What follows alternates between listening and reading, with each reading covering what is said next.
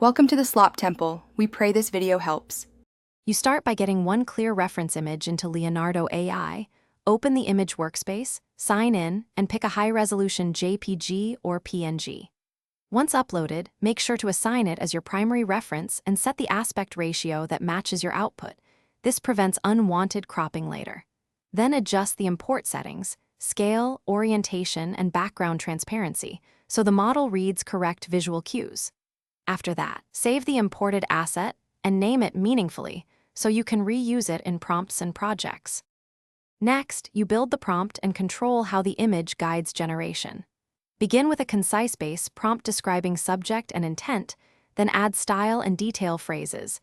Use negative prompts to exclude unwanted elements. Once done, tweak image strength to balance original content versus new generation, and set denoise to manage creativity. Use masks or region controls to protect areas you don't want changed. Finally, preview a few low-res passes to confirm prompt effects before committing to full renders. For final renders, pick resolution and sample count. Higher samples give more stable results but cost time. Start with a test render, compare against your reference, then iterate the prompt, strength, and mask until satisfied. Use inpainting or fine-tune tools to correct artifacts or tighten composition.